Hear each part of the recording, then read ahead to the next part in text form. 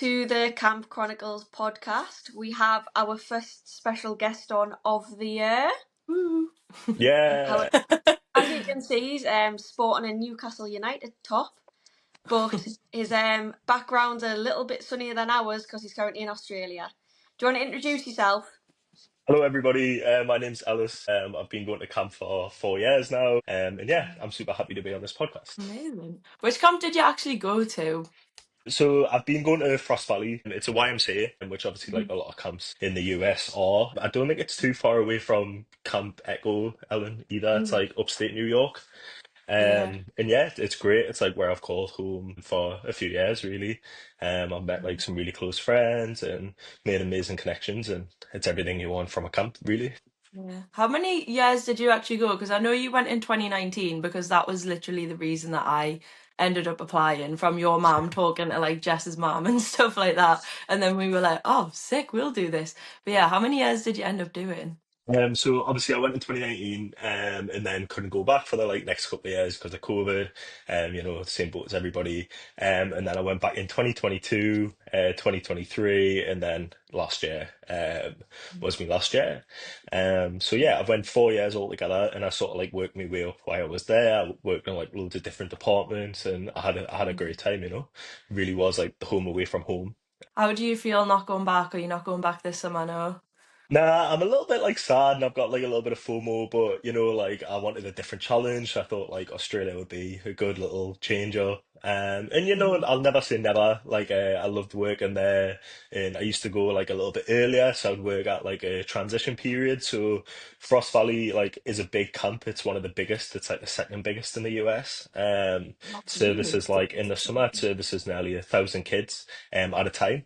So like there's loads going on, and then yeah, it's quite big. And That's then crazy. before I know, right? And then before the summer starts, it sort of works a little bit like a outdoor education facility. So through the week we would get like school groups come in, and then on a weekend we would have like families and sort of like retreats and other sort of groups, and it was a little bit like Centre Park, so it would sort of be like the outdoor sort of side of things, and then like activities and like sort of arts and crafts and stuff. Which again, like I loved working before the summer started. It was great, totally different vibe to sort of how the summer runs. But yeah, so maybe I will end up back in the next couple of years, never say never. Wait, that's insane that you get like 1,000 kids at a time, because I'm pretty sure like at least double, if not double, and a bit more than what we get. I don't know about you, Summer, how many kids you have usually? Oh, I think it's definitely more. I can tell you that much. But I think we get about 500, maybe 600 campers for the full 7 weeks, including Yeah. boy side Wow. and girl side. Is it not like chaos all the time having 1,000 kids running around? Yeah, so like the way it works is it's quite a big property too. So the two biggest camps in America are, like I say, Frost Valley, and then also the Y of the Rockies, which is obviously in the Rocky Mm. Mountains. Ours is about 5,500 acres. We don't use all of like the property, but it's split between like there's main camp, which I work at predominantly, and then you have farm camp and also EVR, which is it's called East Valley Ranch, and it's just like a ranch for, horse kids and all of that.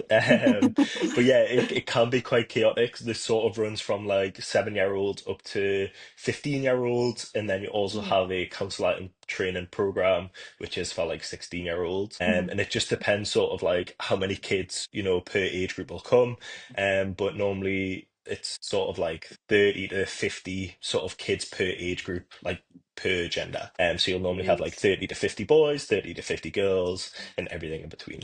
So yeah, it can be chaotic, but luckily like the camp's so big that there's enough going on, and we've got like loads of different sort of specialty departments that there's always sort of something for them to do, and it's all sort of like I find that really interesting that it's such a big camp, but like, on social media at the minute, I know like obviously when you first went in 2019, social media and camp just wasn't really a big thing. I no. feel like, especially not with like TikTok compared to what it is now. Considering it's such a big camp, I don't feel like I ever really see anything about it. I think there's one girl who does stuff with AmeriCamp. who I don't know, is it Ken or Kendall or something like that? Oh, I think did Kendall, she yeah, go to yeah. your camp? She Yeah, yeah. go I to used to work with her. Yeah, we were really yeah. good friends. But like I say, there's not much, like compared to some camps, I feel like I see all the time. And I think Hmm. again, it's just sort of having a good social media present. Hmm. And it's getting there, I would say.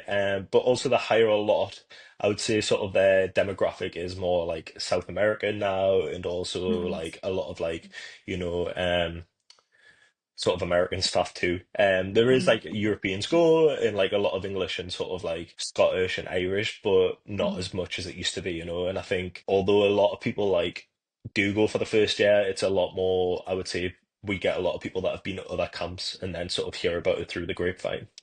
Mm. Yeah. What role did you actually have, or like what different roles? Obviously, if you progressed through the years, So I've I'm done sure you like had a quite, lot. I did. So I like worked all over really. So 2019 was obviously my first year, and I went in as a lifeguard. I'd never Mm. like done really like any lifeguarding. I'd never really thought about being a lifeguard either. I mean, obviously I Mhm. know Ellen through like playing basketball, and that's what I really wanted to do was like coach basketball. Mhm. I went to the Manchester Hiring Fair through INA. Mhm. And they were like, "Oh, we can take you, but we don't have basketball coaches." I was like, "Oh, amazing." That's- So they were like, "Would you like to be a lifeguard?" And I thought, well, you know what, I'll give it a try. And I really, really enjoyed it. And we have like a big lake, and like most camps, and it's sort of just like the kids will come a period a day, and there's like Mhm. 6 periods a day. And again, I really enjoyed it. But I didn't feel like I was like getting to spend enough time with the kids as much as I wanted Mhm. to.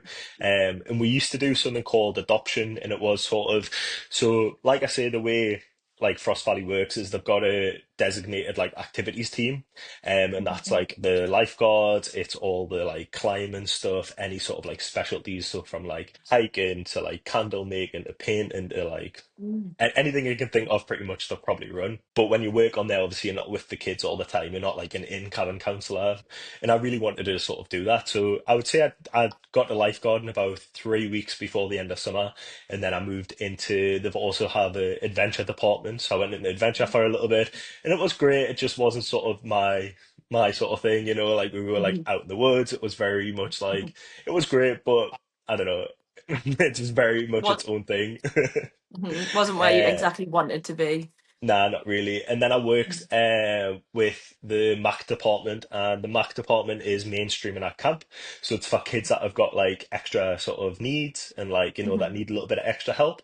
And I absolutely loved it. It was great. It was very challenging, but I was with like great people, very experienced people, and like the kids again, like yes, they need a little bit of extra help and like here and there, but it's the same as any kid that goes to camp. They want to go to make friends and have fun and really like take the full experience.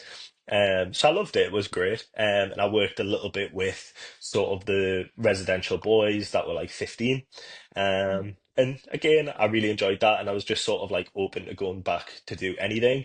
And then COVID hit and I couldn't go back for a few years. And unfortunately, like I know other camps found exactly the same, but with COVID, they sort of like lost a generation of staff. And a lot of like experienced people didn't obviously go back to camp. So in 2022, when I applied, I'd sort of done the application and everything. I was ready to go. And then they rang up and said, "Oh, would you like to be a village coordinator?" Which again is sort of like just a lead. I was looking after just like a set of 15-year-old boys. I'd have Mhm. like 8 to 10 staff. And I thought, yeah, why not? Like camp's a great place to like try new things and like really push yourself. I also was always told like fake it till you make it. So I thought, you know what? I don't really feel prepared for this, but I'm gonna do it. So I did it. And again, like it was amazing. So 2022, I went in, I was a village coordinator. And it had its challenges, like trying to sort of like assert myself and like learn everything on the job and like all the challenges that came with it. But it was great. It was a great experience. Mhm. And then 2023, I did the same job. I was a village coordinator again, just with like, I moved up with the kids. I thought it was really like some people love moving up with the same age group. Some people like Mhm. staying at that age group, but I really wanted to be with the kids I was with. I really vibed with them and like, yeah, so I did that for 2 years. It was great. And then last year, I took an extra step up and I was an assistant director. And I moved departments. So I went back over to the activities team and I was the activities assistant director. And again, I like absolutely loved it. It was an amazing experience and totally different. A lot of background Mhm. work, and a lot of like making the hard decisions and not really spending time with the kids, but looking more at a big picture sort of scale of things. And like it was great. I had a really, really good time. Do you have like a favorite role that you've done then out of all of them? Honestly, it's hard because they were all good Yeah. like for different reasons. I would probably say the job I did just gone like when I was the activities director, just because I loved being a village coordinator, but you're very much the middleman. Like you have to sometimes be the bad guy, sometimes be the good guy, but Mhm. you've got no real sort of say in things. Like if Mhm. somebody has to go home, unfortunately, like I don't really have a chance to argue that, or if like I need to give staff bad news, or I need to like change something, I don't really have any Mhm. power to change anything when a decision's already been made. But as a director, I was more sort of at the forefront and being able to like sort of implement them things and things that I wanted to change about camp that I thought, this could be better. Like I was able to do that, which was great. I think like the big one of my biggest parts of my job was running like the all camp event. So I'm assuming like I don't know if you guys had like the same sort of thing, but every sort of session, so every 2 weeks we would have an event and it would be like all of camp come together. So there wouldn't just be Mhm. like separate. We would do I know like a lot of camps do like the Olympics. We had like one of them Mhm. was like the Olympics. We do one that's like Carnivale, so it's like a big carnival. One that was like herd stock, so it was like sort of like a music festival, like Woodstock. Since we were Mhm. like 45 minutes away from there. And what's the last one? I always forget one of them. But yeah, Small World. Sorry. So that's like sort of like the international staff run that, and it's like they'll do like a little booth, and it'll be about their culture, their country, where they're from. And it's great. It's a great way to like culture share, and the kids like get to experience a lot. And yeah, it was great. I got to like plan all that, sort of like designate it all, run it all, and it was a lot of work. Like I say, when you're like planning for like 1,000 kids and making sure like everything needs coordinated and everything's sorted. But again, like to leave my mark, it was so good, and like all four of them ran excellently, and like I was super happy. I think seeing pre-COVID camp is a lot different to how camp is now. Like even due to like funding and a lot of people, like I say, are sort of losing that generation and getting the right staff. So it was difficult, but being able to have that different outlook too was really, really good. And I think like really, really helped progress the different sort of like programs that I was helping with. I know you're obviously saying about like the difference between like pre-COVID and post-COVID staff. Even like obviously I was meant to go in 2020 and then did until 2022. Even though I never saw camp pre-COVID, when I went like for my first time, and some obviously went in 2022 as well, there was barely any returning staff Mhm. that had like been doing it for a while. So like our like cabin staff when I went as cabin was pretty much like a half and half international split versus like Americans, and Mhm. even the Americans that were cabin staff had probably not done their like JC year, so their first year out, or they'd missed their CIT year, or Mhm. like they'd done the 2021 COVID summer when it wasn't proper camp. So like I can imagine from experiencing camp in 2019 to then experiencing it in 2022, like there was probably like a massive shift. Yeah, definitely. I think, like you say, you've sort of hit the nail on the head. A lot of sort of domestic counsellors that you would sort of count on to bring that culture, a lot of them have missed a year being a CIT or being a JC. And if they've missed that year, then they've sort of missed such an important part of, learning the culture and learning what it means to be a staff member. And again, you can't expect internationals coming into it like that haven't worked at a camp. And let's be honest, there's no job until you've worked at a camp that's really like working at a camp. So like to be able to be prepared for that is really, really difficult. And I think what we also found was in 2022, like COVID was still pretty rife at Mhm. our camp anyways. Like we had to shut down at one point and it was very like touch and go what was going to happen. And it was a scary time, like sort of the outside world was starting to forget about it. And then in the bubble that is camp, we were like really worried. So that year was also hard because there was still a lot of like, kids, if they've tested positive or if we've had counselors test positive, they can't be with each other and they can't be in the groups. And it was hard, but we came up with ideas and other things that like helped progress past that.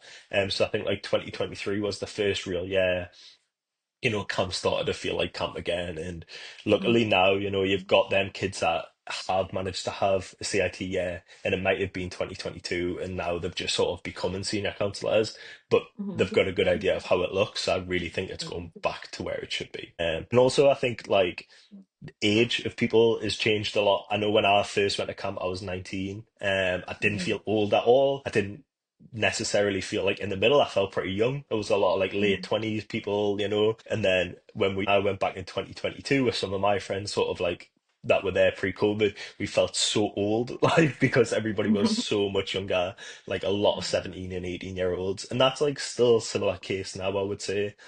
Mhm. Um, but you know, like if people have been returning for a couple of years now, it's sort of like the staff demographics getting a little bit older, which is a lot better, I think. I find that a lot of people now that are like higher, like wanting to go are all like freshly 18. Like, I don't know if it's just like, again, a social media thing. More people are seeing it on TikTok rather than like hearing about it through the grapevine or hearing about it at like uni events. Like, so many people are like, when I do lives for Americamp, are like, oh, I'm not old enough, I'm 17 now, but I really want to go next year and stuff like this. And there's just like insane the amount of like fresh like 18-year-olds. Because Summer, you were 18 when you went for your first summer, weren't you? I was 18 turning 19, but we're the same at my camp. Like everyone's been doing their Facebook introductions and literally everybody's 18, 19, and for some reason they're all doing primary teaching at university. That is literally the common theme on the Facebook group at the moment. It's like the new demographic, just like fresh 18-year-olds. Like, I'm gonna feel like so old going back at 25. Those are the other people a similar age at least, which is good. Yeah, no, I But think like definitely, you know, like it's great that there's a lot of younger people going because it keeps like fresh faces coming in. yeah. And honestly, like when I was 18, I don't think I would have done the best at camp. I don't think I would have like been the No. best staff member. I'm glad I waited sort of like an extra year.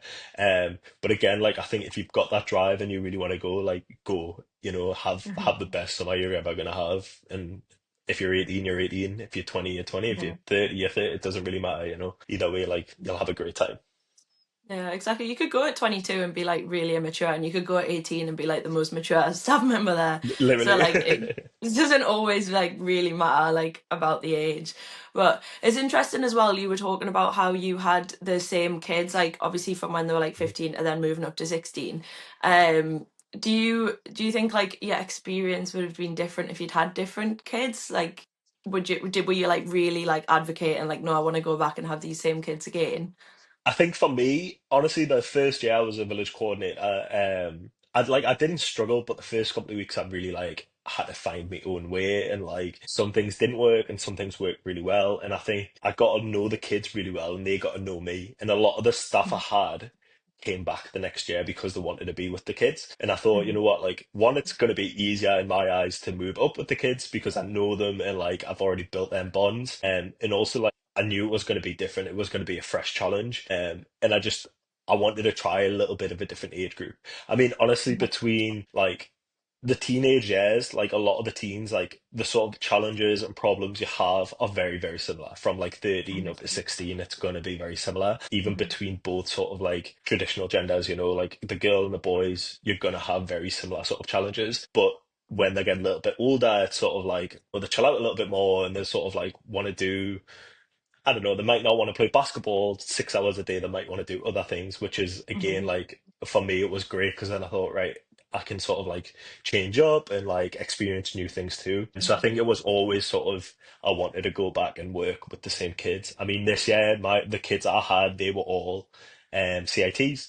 So like it Mhm. was really, really nice to see, you know, like them learn to be counselors. And Mhm. I was going to be a CIT coordinator or I wanted to be the CIT director, but when it came down Mhm. to it, like I didn't go for that position. And it was just simply because I wanted to do something else, but it was still great to see the kids and see them like progress into the young adults that are becoming. Yeah. And it's super sweet, you know, it's nice to think like, especially when kids come back, because like not even me so much as the coordinator, but like especially the staff. That's the reason a lot of the kids come back because they've had a great time because of the staff, and like that's another impact people have on the kids. Like if they're Mhm. coming back year after year, like a lot of them, even a lot of my friends at camp had went to the camp since they were like 7. you know, It's and then like crazy. we're up to like directors at like 22, 23, and it's crazy like they've spent a big chunk of their life at summer camp, and when you see them leave they're absolutely distraught, and when you see them come like they're so happy, you can tell they're at home. And yeah, I think that was a big thing for me, like, knowing the kids already, knowing sort of like how to deal with the problems that I know I was going to have, and Mhm. it ran a lot smoother, so much smoother because I knew who they were. I feel like it's interesting to think as well, because obviously every single episode we do, it's all from like a girl's perspective. Like every Mhm. single time we talk about things, it's the perspective of we've had girls, like we've been working with the girls. Like, do you think there's anything like that's different, like that you find that's different working with obviously the boys and being like a boys coordinator compared to things you've maybe heard about being with the girls, like the challenges that you face? Yeah, I mean, honestly, without sounding like too gendered, like a lot of the things with Mhm. the boys is like, they're like fighting. Like sometimes that's a problem and like being very Mhm. hands-on. But then I would talk to like the female coordinators too, and they would be like, oh yeah, the girls are pretty much the same. Or like they'll just be bickering non-stop, and like it sounds even Mhm. worse sometimes. Yeah. I worked with like girls every now and then. We would do like swap like days and things like that, and we did a Mhm. lot of, I think the most important thing for the guys that I had and all, like they really liked being with the girls. They were friends for years and years. So a lot of times we would do things together.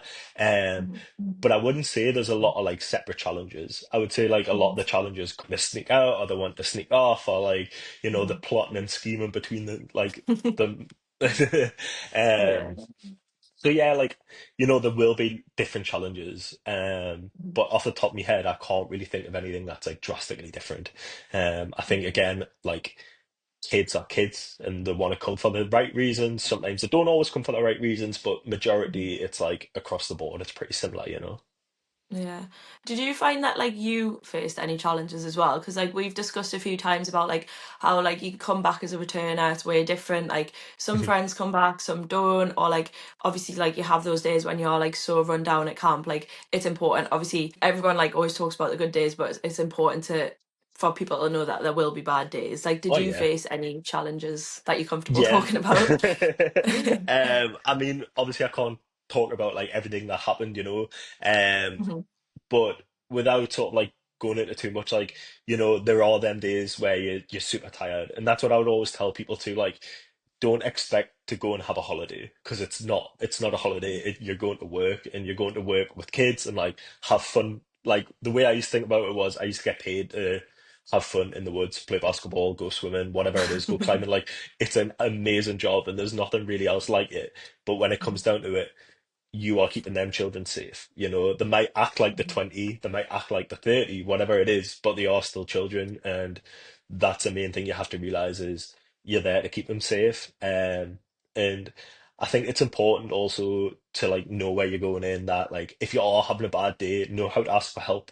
If you need to Mhm. take an extra hour or you need to like have a little bit more time, like that's allowed. You can't be expected to work pretty much all day every day and not have them odd days where you're just thinking, I'm not feeling this today, or like this kid is really, really getting to me. Like sometimes it's Mhm. best just to walk away or ask for help, or Mhm. every camp has sort of like, or they should have like mental health specialists, or like there should be a director there that's for international staff members, and Mhm. speak to them. And if they're not the people you feel comfortable talk to your coordinator or talk to your friends and be like, how do I approach this situation? Or how can I sort of change this? I know for me, when I was a coordinator, both years, by the end of the summer, I was very, very emotionally drained. I was physically tired, but I was very emotionally Mhm. drained and thinking like, I'm ready for a break now, and I could really, Mhm. really do with like some time off. And I Mhm. always did when I came home.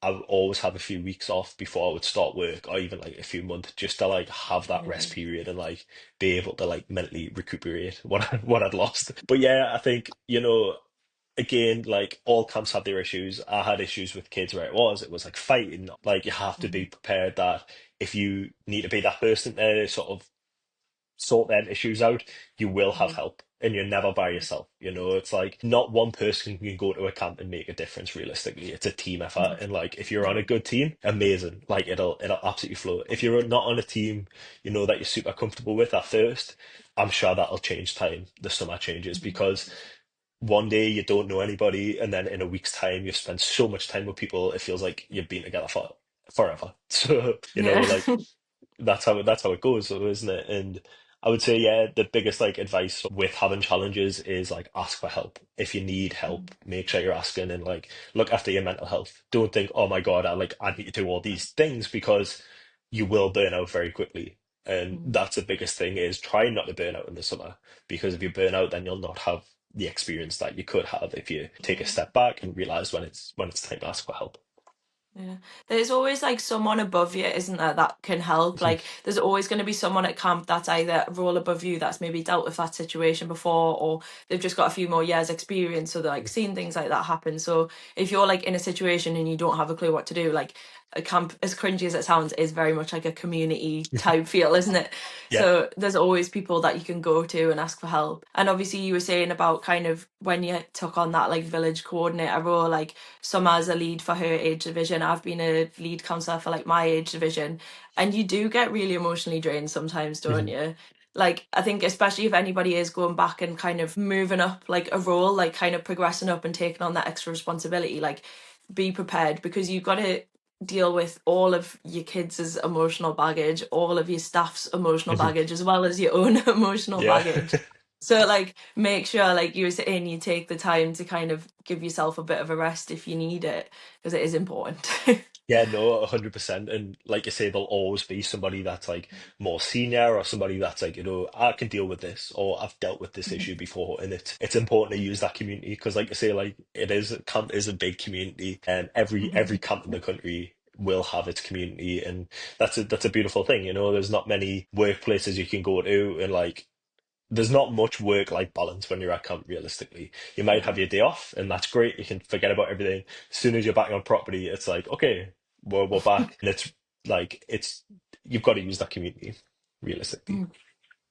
Speaking of taking time off and Hmm. rests, I'll ask a little bit about what you did on your time off Yes. because, like, me and Summer, our camps are like relatively close to each other. So, like, Hmm. a lot of the things we did on our time off was quite similar. So, like, have you been to Skinner's Falls before? No, I haven't. See, I don't, maybe yours like slightly too more Mhm. into like the northern parts of New York. Have you heard about it? No, I don't think I have. What? Okay, maybe it's just like a thing, but like it's basically just like a big river with like loads of Mhm. rocks and everyone just goes and chills. It's the same as like having a lake day. So if you haven't done that, what do you usually do on your time off actually? So like I think the main thing for me when I have time off, it changed again from like first year to like last year. First year I was like, I need to do everything possible, and like sometimes so with Frost Valley, like there's nothing nearby. The closest like Mm, store is like a 30-minute drive. There's no service. You're not like walking anywhere. I know people that used to like try and bike to this like Dollar General, and you're talking like 2.5 hours. Like it's it's crazy. rough. But again, like if you can't get a car and you need to get off, you need to get off.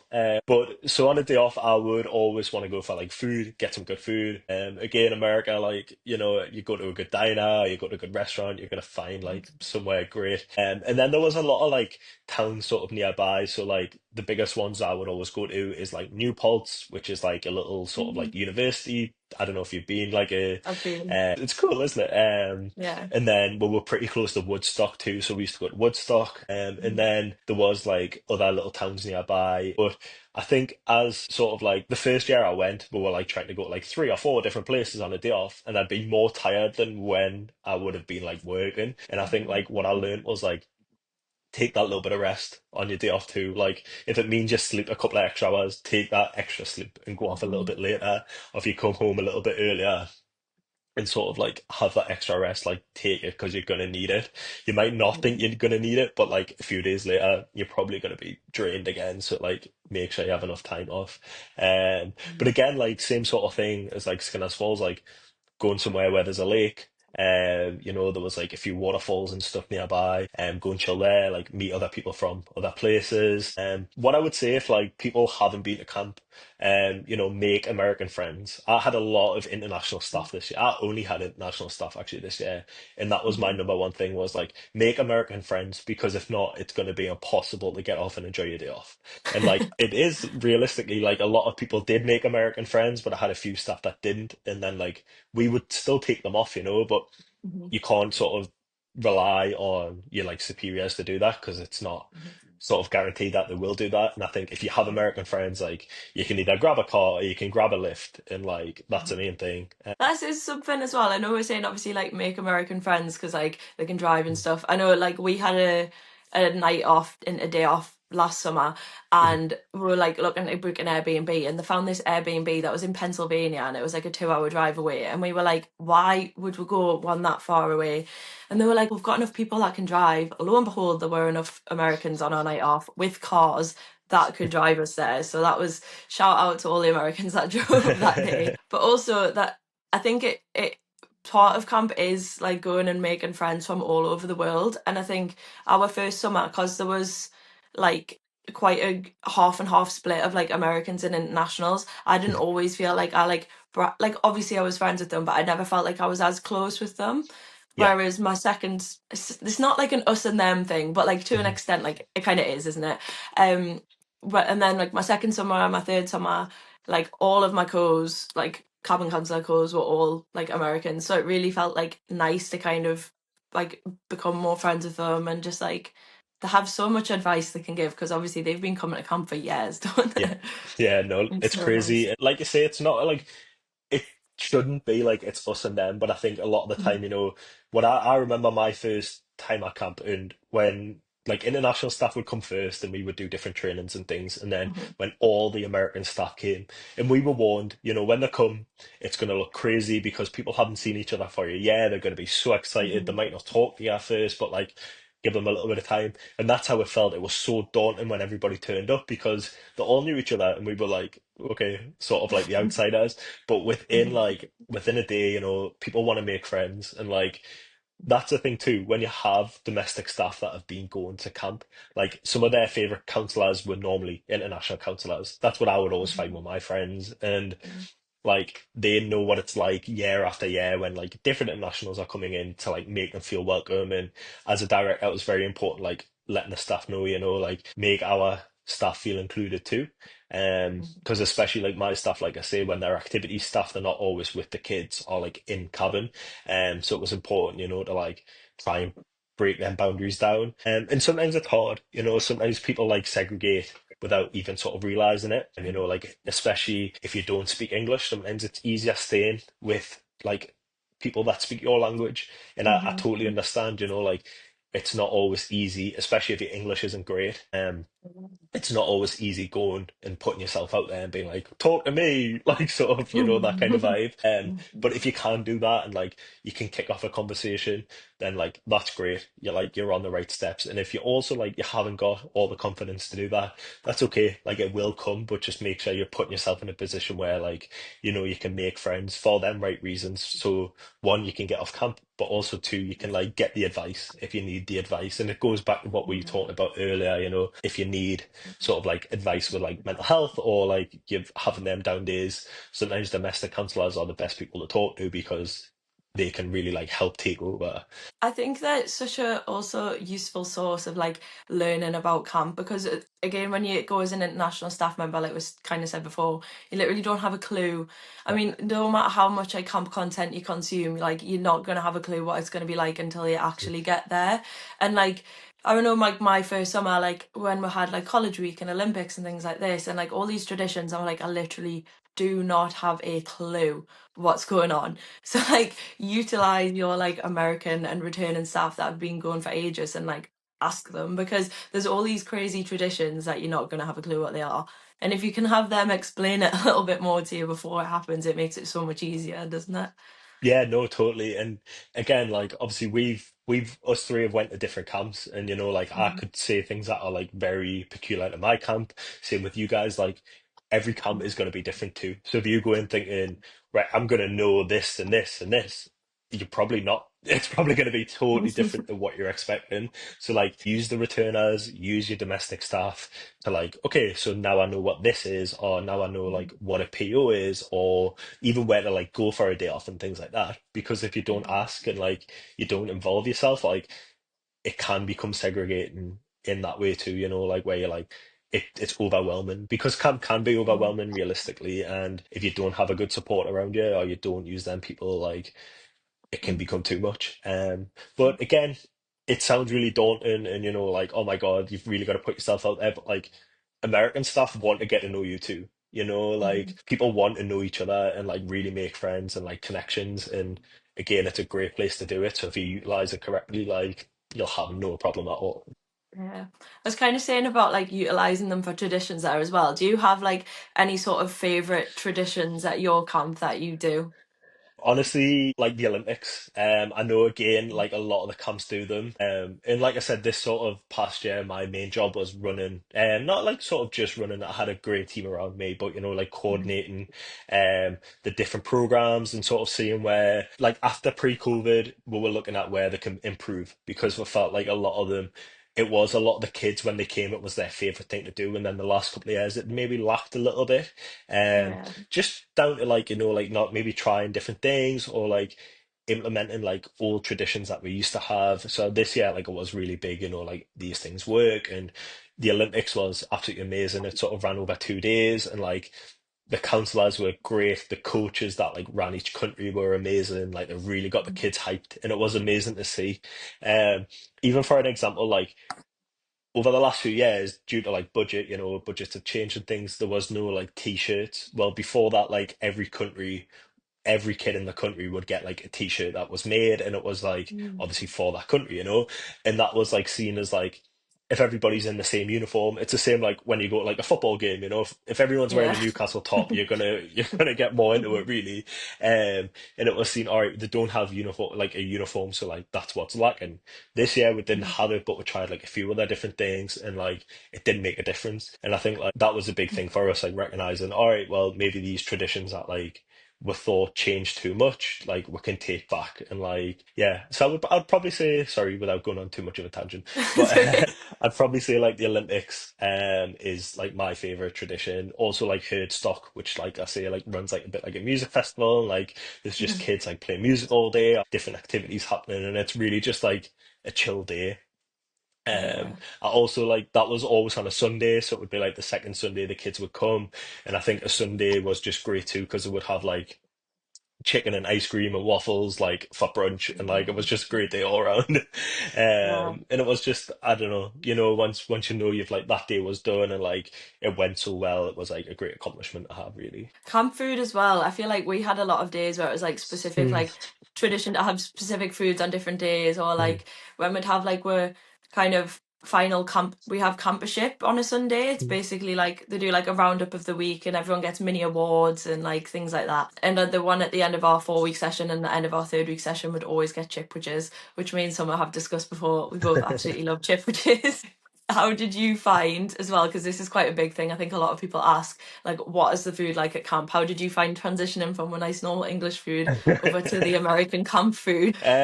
Honestly, I mean, I'm a little bit of a foodie, so at first it was pretty difficult. I'm not even gonna lie. Like the food, with us having so many kids too. Like I mean, you're talking like nearly 400 staff, 1,000 kids. It's like two Mhm, sittings for meals. mhm, And the dining hall is just absolutely full. Like you can't move. Um. The food's not the best, and they implement a lot of like healthy eating. So like, there's no frying or anything like that. So like, even if we're having mhm, chips, they're not going to be like chips out the fryer. They're going to be like out the oven, or like burgers and mhm, stuff. Like, and again, I give a lot of credit to the kitchen team. Like, I was really close with them, and they had a really hard job. You're cooking 3 meals a day, and like it's for a lot of kids. And kids, when they're running around in the summer, they eat a hell of a lot. Especially mhm. like, you'd think it was just all the older kids, but even the younger kids like eat so much. Like sometimes I just used to think like, how is this 7-year-old ate like 4 plates of spaghetti? But they would, like, no problem.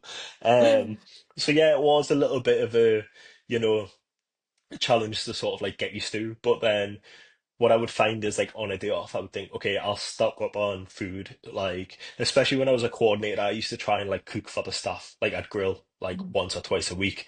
And once the kids had went to bed and would have like burgers, I would have steaks and stuff. And again, like Mhm. that's like great staff morale, because like a good meal sometimes goes a lot farther than like, all right, here's, I don't know, an extra hour off or something like that.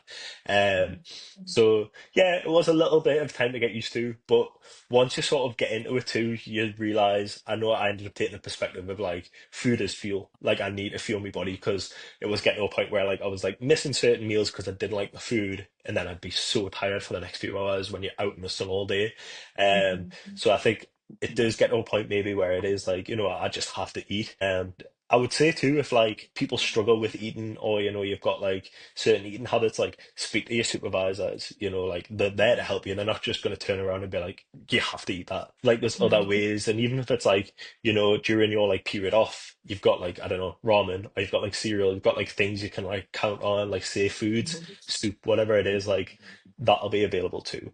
And yeah, I don't know. It's like it's just one of them things that I find with camp, like, food and sometimes like living. I mean, we had lovely lodges and lovely cabins, but the beds, the mattresses, absolutely terrible. Like, you're not gonna get comfortable, like, you're not gonna get comfortable beds Yeah. at camp, unfortunately.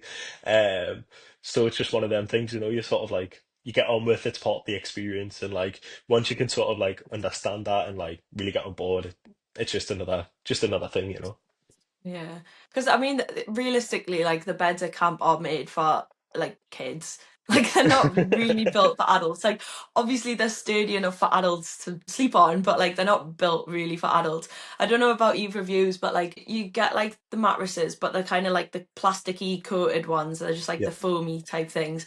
I would always try and take two of them. So if there was a spare one going in my cabin, I would just like quickly sneak it onto mine. So this year I had I had two mattresses and I had like an egg crate as well on top just to try and make it a bit more comfy. No, it's honestly the way to do it, and little things like that like really help. I know when I first got there, like I bought like a blanket and I bought like my own Mhm. pillow, and like even them little things like cost like $30, but it made such a big difference because I was like, I've got something that's like mine and I'm comfortable with it. But I would do exactly the Yeah. same as you. I would always like we lived in like lodges like with all the kids, and it was great, but the two lodges I lived in both had like spare mattresses in the basement, so I used to go and like take like three, four mattresses and Yeah. just try and like pile them up as much as I Pile them could. up.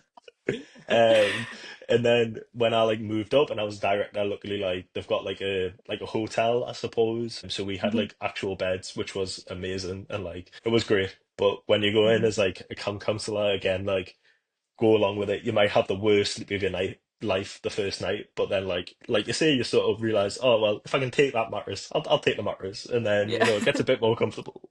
Yeah, definitely. I think it's just part of the experience though. So like you Mhm. kind of like learn to love it. Although like you might not have the most comfortable sleep every night. There's things you can do, like you were saying, like buying like little blankets or like extra pillows that are like kind of home comforts that definitely make it a little bit easier. Yeah.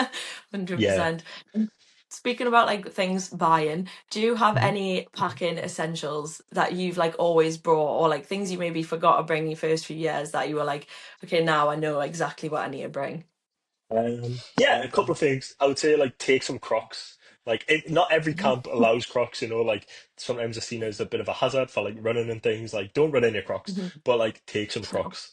Take a nice pair of like comfortable shoes. And don't take anything like too nice either, because it's probably gonna end up wrecked. Like by the end of the Mhm. summer. And I would say like if you like support a club, like any sport or like your country, like take that too. It's nice to like, wear it, people like recognize it. And it's also like a good conversation starter. That's what I always used to Mhm. find. Like sometimes I'd see like I see one guy the first year I was there had a Newcastle top on. I was like, right, I'll Friends speak to you. instantly. Um, and yeah, like I would say, for me, chocolate. I do not like American chocolate. Cannot get over it. So like English chocolate is a big one. Mhm. And don't like overpack. I think I always overpack really realistically. And then I always buy so much stuff when I'm there. And I mean, obviously not everybody's the same, but like if you like a bit of shopping, it's the best place to do it realistically, America. Mhm. So yeah, try not overpack. But that's pretty much my essentials. A lot of people take like flags. I never really took a flag, but I know like a lot of people used to like putting them up in the cabins and stuff. And I know like the last year I was a coordinator, we're trying to put like all the flags up of all the stuff we had, which the kids really, really liked. Um, and again, like anything, if you have something that's like very your culture, or where you're from, your city, like take that, the kids will be super interested in it and people will be interested in. And like, again, sometimes it's a great conversation starter, but sometimes, it's like, I know I had a kid, it was his first year at camp, and it was sort of like this was the last year I was a coordinator, so it was the last year the kids could sort of like go as a 15-year-old, and it was his first year, and he was one of my favorite campers I've ever had. But it took him a little while to sort of get into it, but he absolutely loved cars, and I had a car magazine, and like if he had a little bit of a freak out or like he was a little bit upset, like we would sit down and read this magazine, and it would mean the world to him, and it would like really change the day, and sometimes like kids really, really love things like that.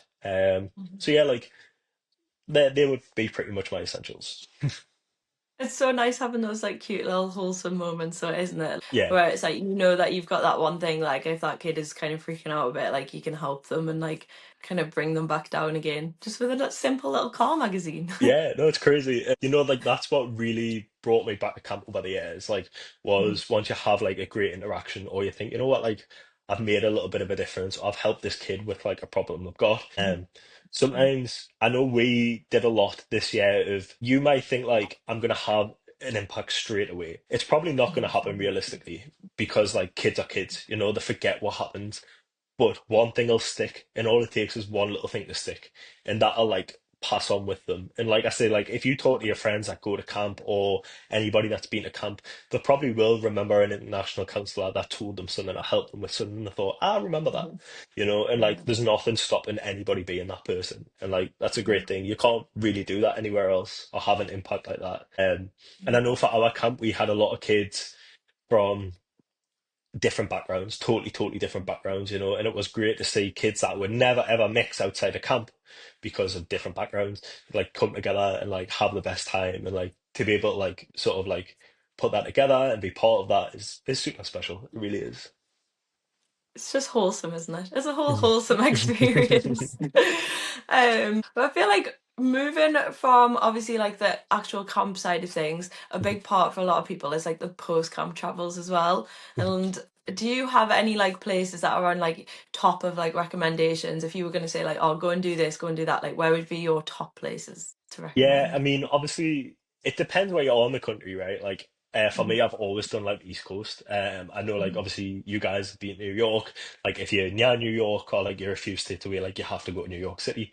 Um, and again, like, it's great once you have it. If you've been a few times, it gets a little bit like old after a little while, but like if you've never been, it's an amazing experience. So I would definitely say go to New York.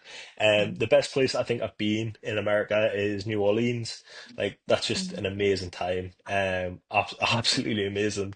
And we didn't go. Obviously, we went at the end of camp, nowhere like near Mardi Gras, but the people are so friendly. There's so much history. Like the food's amazing, the nightlife's amazing.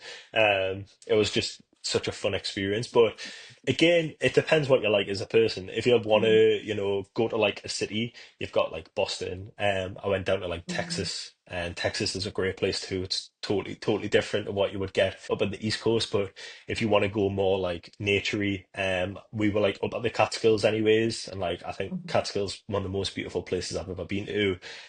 Up to like Niagara Falls. A lot of like the places that you think are very like touristy are absolutely amazing, but also ask people again, like if you've got American friends, like they might tell you, like, go to the Cape, go here, go there, wherever it is. Like sometimes they're the best sort of places you can go. I know for me personally, like two times, like some friends came from home and we did like a little travel together, and that was just amazing because it was like seeing my camp friends and my friends from home like interacting. It was so strange at first. I was like, this shouldn't be happening. But like seeing it and like just sort of like living the dream because that's what it is, like once you're done camp, if you can save your money and you can like really save, not spend too much in the summer, you can have like an amazing few weeks, you can have an amazing month. um so yeah, I would say sort of depends on the person what they would like. Where's the best place sort of you guys have been I don't know if you saw either of our faces when you mentioned about New Orleans being like your favourite place there. I saw Summer's eyebrows go, and I was like, we both were kind of like, weren't we, Summer? Oh, I didn't like New Orleans. I thought it Really? was like I like the music side of things, but like we went out on an evening and we went out during the day and it was like so like it just felt so dangerous. Mm. Like it just did not feel safe anywhere we went in New Orleans. It didn't matter whether there was loads of people there or like there was times where there was nobody around. It like just felt so sketchy. No, I will. I'll say that. I think you know what? It's strange because when we went, I didn't really feel that vibe. I think also like there's a lot of homeless people still, right? Of like obviously Hurricane Katrina, and I think a lot of Yeah. people when they go, like sort of see that and think "Oh, this is a bit sketchy. And also when I went there with a friend and we were talking to a couple of women, and they were like in the 40s, and they said exactly the same as you, like. I don't find it really safe. And we were like, oh, what do you mean? Like, we're having the best time. But again, that's why I would say, like it depends on sort of like the person to person. And I think that's another important thing, like maybe having a look into like somewhere before you go, like and make sure Mhm. like okay, I'm not gonna like feel like it's really sketchy. And sometimes you don't know that until you get there. I know like some people that have been to New York and been like, oh yeah, I stayed in like other places that weren't in Manhattan and it was like really, really sketchy. And I mean I've Mm. stayed about in different places in New York too that were a little bit sketchy. So yeah, I don't know. But sorry, where was your favorite place?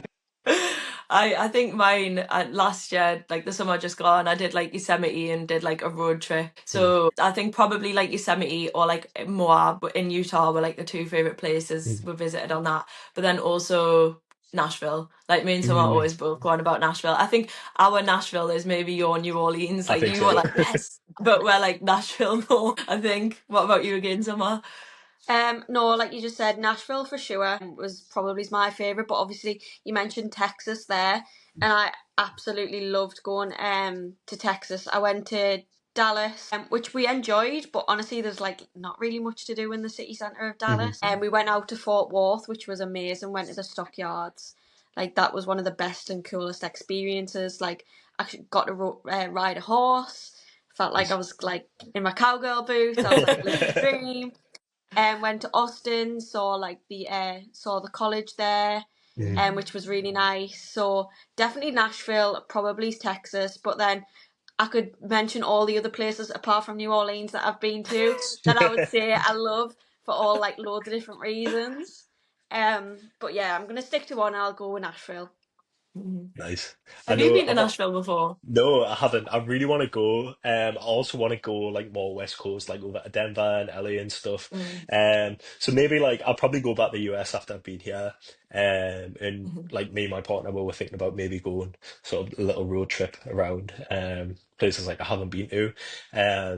But yeah, no, like I think Nashville, like I've never, to be fair, that's the thing. I've heard people like criticize New Orleans. I've never heard anybody say they haven't enjoyed Nashville. So Yeah. maybe I really need to go. I'm literally like saying to my mom all the time, I'm like, if you like live music and stuff like that, it's like the best place to be. Like, even if you're not like a pure like country fan, they're not always just playing like country music all the Yeah. time. So my mom like loves going, oh, I've been to see some live music at the bar this weekend. And I'm like, right, okay, well, you should go to Nashville because you'd absolutely love it.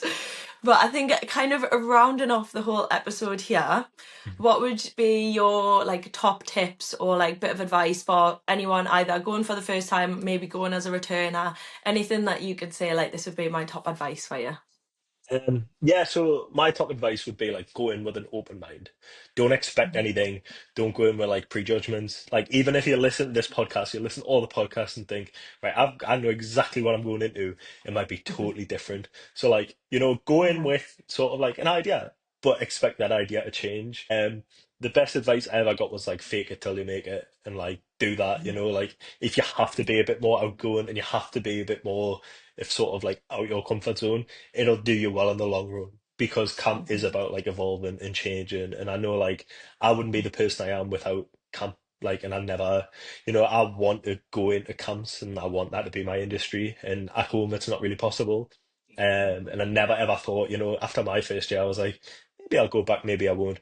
But like, you go back and you have the best time. And as a returner, like if you're going back as a returner, be that person, be that extra support, help people, show them around. Like if they've got any advice, look out for people struggling too, because not everybody's gonna say like, I'm having a hard time, Not everybody can be expected to do that. So like if you can be courteous and things, I can see they're struggling a little bit. Like a little bit of advice goes a long way. But yeah, and have the time of your life because like it goes over so quickly. Like you get there one day, you'll be done the next. I mean, like last year, I went in April. I started work in April. I left in September, and it went over so quick. I couldn't believe how quick it had went. Like unbelievably quick. And every day, sometimes it doesn't feel like it's going quick at all. It feels like it's really dragging.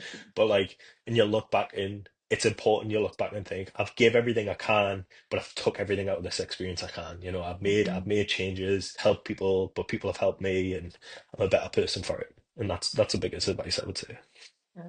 Some very wise words. I would agree. I'm sure Summer would as well. I would agree with everything you've said there. We should have a little segment at the end of like every episode. It could be like Ellis's words of wisdom. But can't we just have a little quote from you at the end of each episode? There we go. But yeah. No, it's been lovely having you on, and like kind of I love just like chatting about everybody's different experiences and just kind of like seeing what it's like. So if anybody it will be attending the same camp as you this year, hopefully like they can get a little bit of an idea about what it's like and kind of what to expect. But like you said, expect the unexpected and go in with an open mind pretty much. But yeah, Definitely. thank you very much. Yeah, thank you both. It's been great.